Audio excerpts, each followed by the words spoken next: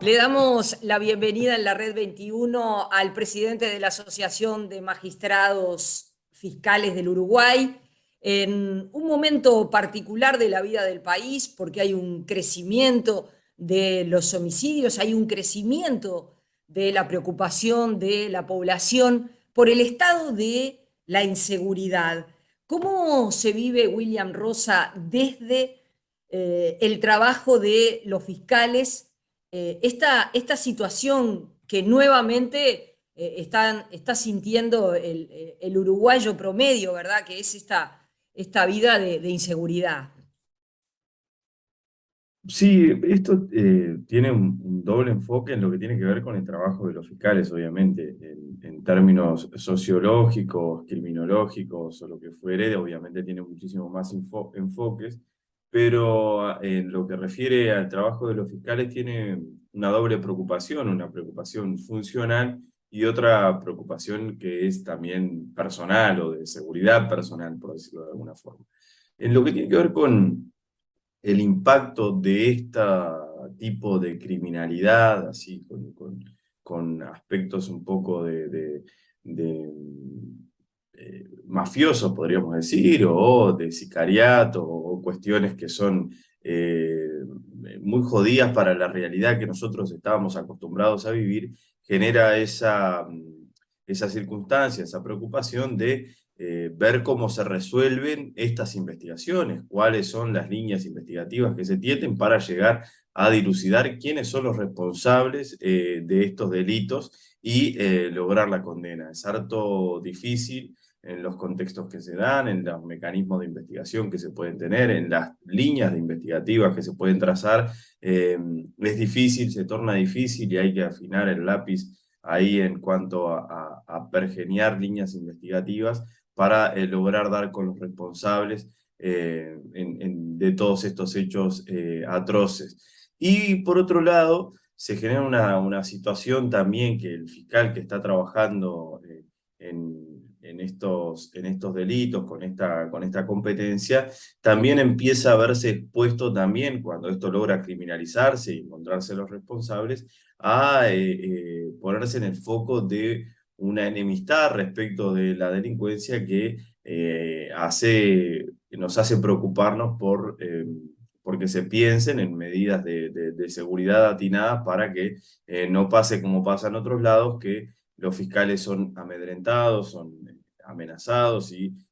muchas veces violentados por este tipo de delincuentes. Cuando digo este tipo de delincuentes me refiero a una delincuencia más organizada, que no es la delincuencia puntual o el delincuente individual, la persona individual que comete delitos. Entonces, tiene en lo que primariamente puedo ver este doble aspecto de preocupación en una medida funcional y en otra cosa, en otro aspecto también personal. Em, ¿Cómo es el trabajo de ustedes hoy día? ¿Se puede hablar de una situación de desborde por la cantidad de situaciones por la que tiene que atender cada fiscalía? Creo que ahí sí hay una falta de pienso respecto de la infraestructura adecuada que debe tener la Fiscalía para llevar adelante todas estas investigaciones y para tener éxito en estas investigaciones en la persecución penal. Hay un desborde, tal vez es menor a las situaciones que nosotros veníamos reclamando y que se vinieron eh,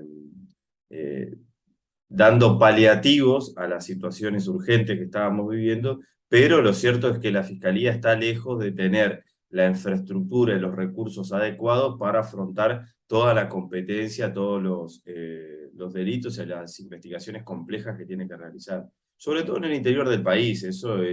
se da también claramente. Pensar que, por ejemplo, en una fiscalía como la Fiscalía de Rivera, que está en el interior del país, es una fiscalía en donde esta criminalidad también se da de forma similar y sin embargo la infraestructura de la Fiscalía de Rivera, no quiero comentar mucho para no eh, alentar a quien pueda observar esta entrevista, pero es una situación sumamente deficitaria en todo aspecto y requiere que las autoridades, el sistema político en su globalidad, ponga atención en estas situaciones y piense en las soluciones para la Fiscalía. Ujú. ¿Cómo los está tratando la rendición de cuentas? Ahí lo que vemos en rendición de cuentas es que hay, por primera vez en muchísimo tiempo, una disposición de determinados rubros para la Fiscalía que tienen que ver con creaciones de fiscalías para los juzgados en cada ciudad donde hayan juzgado de violencia de género, estos juzgados que hacen un tratamiento integral. Se va a crear una sede fiscal, está la creación de 12 fiscales para el interior del país, 12 más, o sea que serían 5, 2 sedes para Montevideo, pero lo cierto es que en términos globales a lo que viene exigiendo la Asociación de Fiscales, que es algo así como la creación de 15 unidades fiscales para el interior del país, estos números es una tercera parte de lo que nosotros estábamos requiriendo, y eso tiene su impacto después en el trabajo que hace la Fiscalía. Y por otro lado, lo que vemos también con muchísima sorpresa es que esta es una instancia presupuestal, y en esta instancia presupuestal aparecen normas que modifican el trabajo de la Fiscalía y de los fiscales,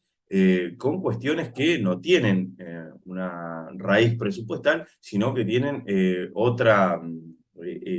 consecuencia, que entendemos que si el sistema político, si el Parlamento tiene pensado modificar estas situaciones, debería modificarse a través de una ley especial o de una evaluación en una comisión especial, y no con los ritmos y los tiempos que se dan en las rendiciones de cuentas, que no son para nada adecuados para evaluar situaciones de organismos como la Fiscalía. Cuando de forma mediática, desde el sistema político y en particular desde el gobierno, se los critican el trabajo de los fiscales, ¿cómo se vive esto desde la gremial? Bueno, hay que distinguir dos situaciones claramente. Una situación es la crítica que los actores políticos, los gobernantes, como cualquier ciudadano, puede realizar a el desempeño de una tarea que se desarrolla en la República, como es la que se da en el sistema de justicia, en particular en los fiscales. Distinguir eso por un lado, que es esperable, que es aceptable, que es parte de la vida cotidiana, y otro aspecto que hay que tener mucho cuidado es cuando ese machacar permanente respecto de la Fiscalía tiene como finalidad otras cuestiones que no son la mera crítica, sino lograr sembrar en el imaginario colectivo una idea, falsa idea, de que la Fiscalía funciona horrible, de que la Fiscalía necesita cambiarse considerablemente, que necesita modificar sus estructuras o lo que fuere, que los fiscales tienen un poder desmedido y usan ese poder en contra de la población, poco que menos. Entonces, esas críticas que van más allá de la crítica puntual al accionar del organismo y de los fiscales, hay que tomarlas con cuidado, porque pueden determinar en presiones indebidas de parte del sistema político que se da. Esto en Latinoamérica es lamentablemente algo bastante corriente, y más en estos tiempos, y hay que advertir ahí, separar bien cuáles son las situaciones para, si se da en el caso de lo segundo, advertirlo y exponerlo tal como es, y procurar que eso no se siga dando, porque es pernicioso para el desarrollo del sistema de justicia. Ujú. Para poner ejemplos, cuando ustedes dicen, bueno, faltan recursos, ¿se pueden poner ejemplos de cuánto trabajo tiene un fiscal y con qué recursos cuenta? Bueno, pensemos que la Fiscalía hoy, cuando recibe las novedades policiales, la investigación de un caso, y esto sobre todo pasa en las sedes del interior del país, el fiscal cuenta con un equipo bastante reducido, un equipo de administrativos que es muy reducido, que una oficina administrativa con el personal adecuado es fundamental para que el trabajo funcione como en una cadena de, de producción, por decirlo, por ponerle un paralelismo con algo industrial, que sea adecuada. Hoy los recursos, la cantidad de funcionarios administrativos no es el adecuado porque hay una enorme cantidad de vacantes que no han sido cubiertas. También está el aspecto de los coordinadores técnicos, o sea, abogados que no son fiscales, pero contribuyen a la tarea de los fiscales, los técnicos de la unidad de víctimas, que son fundamentales en la preparación de los juicios, en la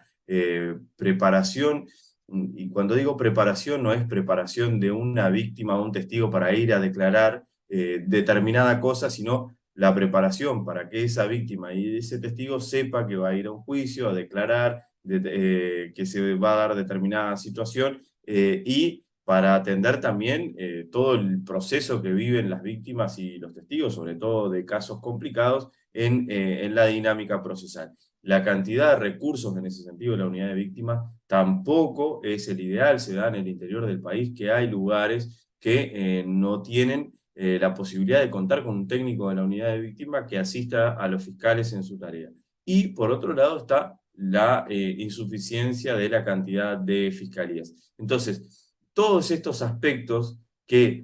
todos estos cargos que necesitan su soporte adecuado, hoy están faltando, y la provisión de esos cargos es sumamente fundamental, y esto es lo que creo que es importante que la gente lo tenga en cuenta, que la Fiscalía va a seguir funcionando si no están los recursos, sobre todo con aquello que es urgente, hurto, rapiña, eh, yo qué sé, esos delitos que son bastante lineales en cuanto a la investigación y la condena. Por algo tenemos estos números de prisionización que apuntan a esos delitos. Pero cuando le pedimos a la Fiscalía eficiencia en delitos que tal vez incluso son de mayor dañosidad, delitos contra la libertad sexual, delitos de corrupción, delitos que tienen que ver con lavado de activos, con narcotráfico, con homicidios complejos, con otros delitos, con delitos económicos sumamente complejos. Lo cierto es que si los recursos no están, impactan en esas investigaciones, porque esas investigaciones necesitan un mayor aliento para desarrollarse, y cuando los recursos faltan, se concentran en lo urgente, y eso que en lo urgente porque hay personas detenidas fundamentalmente, y eso que también es sumamente preponderante para lograr criminalizar a las personas que cometen esa clase de delitos, los recursos no están para abordar esas investigaciones. Ese es el impacto fundamental. La Fiscalía va a seguir funcionando y tal vez los números sigan apareciendo, y digan, bueno, en realidad la Fiscalía de tal lugar tuvo tantas formalizaciones, hubo tantas condenas, hubo el número de prisioneros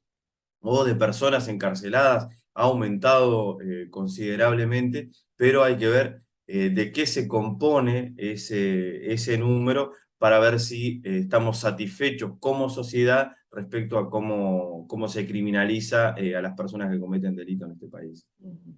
Em, desde el trabajo de los fiscales, ¿se aplica una perspectiva de género en la consideración de los delitos y de la responsabilidad de esos delitos? Porque eso tiene para con el trabajo del sistema judicial elogios y críticas. ¿Hay una perspectiva de género en el trabajo? Debe haberla porque es un mandato legal. O sea, hay normas legales aprobadas hace no mucho tiempo, como la ley de violencia de género, como la ley de trata, que refieren a la perspectiva de género como un principio orientador en la consideración o en la valoración de las situaciones en donde una mujer está como víctima en un proceso, una mujer o consideraciones de género. Entonces lo que hace el fiscal es aplicar la norma, lo que hace el juez es aplicar la norma. No es que la fiscalía, de motus propio y por su antojo, decide tener una perspectiva de género en las investigaciones. Es porque se lo mandata la ley. Entonces, es una puntualización importante que se da o un no entendimiento personalmente lo digo, cuando hay una crítica que es trasladada a la crítica, dice, bueno, lo que hace la Fiscalía es aplicar ideología de género, se va un poco más allá en la terminología, y en realidad lo que lo que hacen los fiscales es aplicar una norma.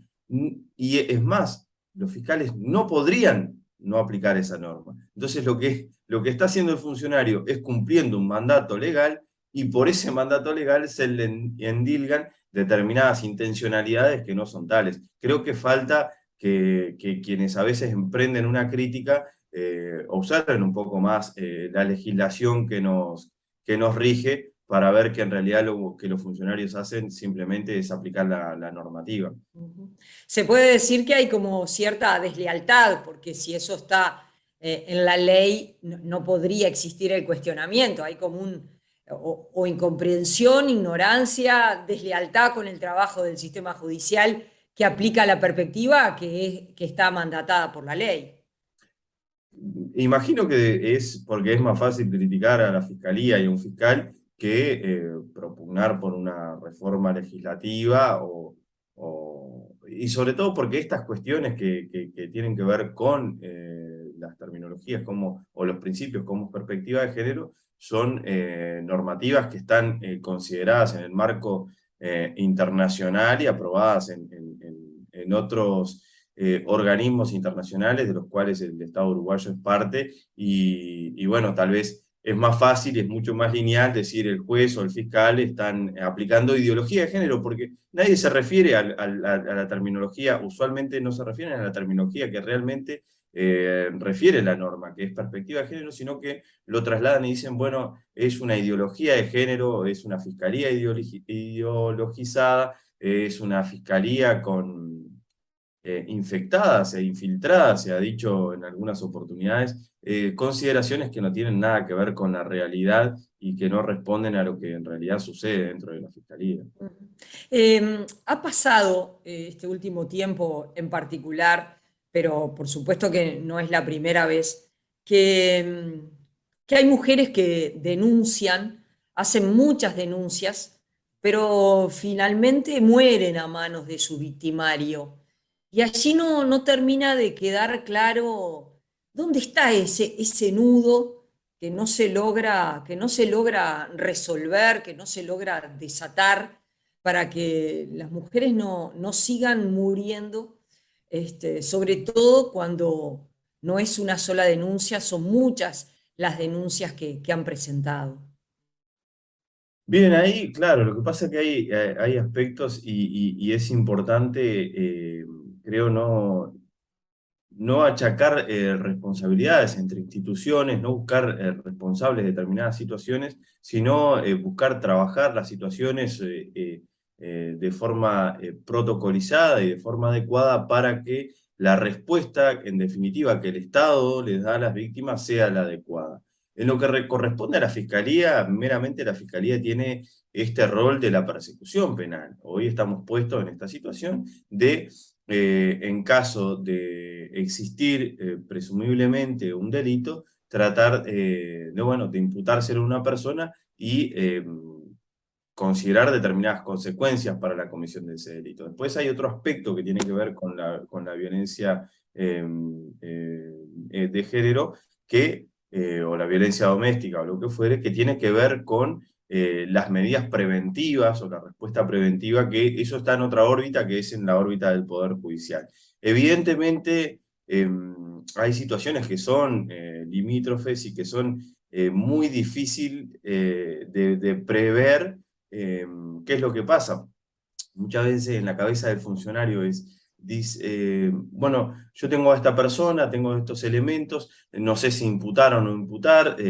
no sé si prisionizar esta circunstancia o no, porque tal vez no hay elementos, porque el fiscal después se enfrenta también en el ámbito judicial con una defensa que le va a decir que no tiene elementos, con un juez que le va a indagar sobre si tiene elementos para tal o cual situación, y hay situaciones límites que a veces juega eso en la cabeza del fiscal, de decir, como me imagino que jugarán la cabeza de los jueces de familia especializada, es decir, si yo no tomo una medida, si yo no solicito algo, en el caso del fiscal, en el caso del juez, si yo no dispongo una medida, no sucederá una tragedia que después tenemos que lamentar esta situación. Y del otro lado hay una crítica, porque también todo es acción y reacción, de otro lado las defensas dicen, pero porque si nomás a mi cliente le han dispuesto una medida cautelar de no acercamiento, simplemente porque hay 3 o 4 denuncias que en realidad la persona que se lo hace son denuncias falsas, todo esto este ruido que hay respecto a esta situación. Entonces, todo ese panorama debe ser ponderado por los funcionarios. Algunas veces, muchas veces acertamos, algunas veces nos equivocamos,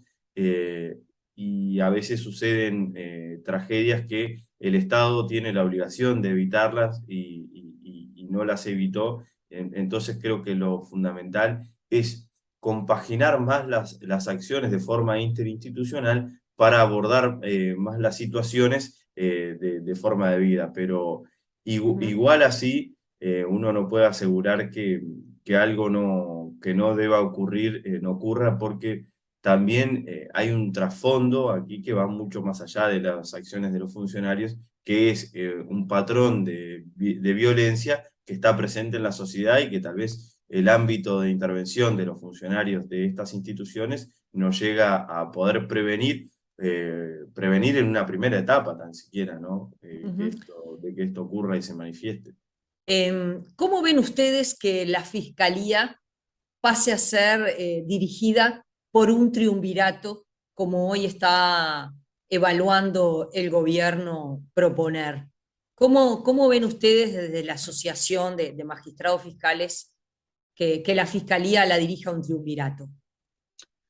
Nosotros, en el momento que discutimos esta situación, o discutimos si merecía tomar una posición respecto de esto, hemos decidido que no vale la pena ni decir ni sí ni no a esto, porque cualquier manifestación respecto a esto es sacar el foco de cuestiones que son mucho más urgentes. Y nosotros estamos, a mí la verdad me produce mucho escozor pensar que se esté considerando qué dirección puede tener la Fiscalía en modificar una situación, innovar respecto de una situación de triunvirato, cuando nosotros estamos planteando permanentemente la necesidad de que el sistema político piense en una infraestructura de la Fiscalía para responder adecuadamente a lo que le interesa a los ciudadanos, que es que la Fiscalía sea eficiente en el cometido que desarrolla. Entonces, ¿cómo si en la dirección de la Fiscalía hay 1, 2, 3, 4, 5, va a ser más importante que pensar en dotar de los recursos necesarios a la Fiscalía para que sea eficiente en lo que ya está realizando? Evidentemente creo que es, en cierto sentido, poner la carreta delante de los bueyes directamente, y es invisibilizar una urgencia mucho mayor que tiene la Fiscalía como institución. Nosotros no vamos a participar de esa dinámica, ni nos interesa abonar en esta discusión. Siempre vamos a preferir poner el foco en las situaciones que son urgentes y necesarias para la institución. Gracias por la entrevista. Por favor.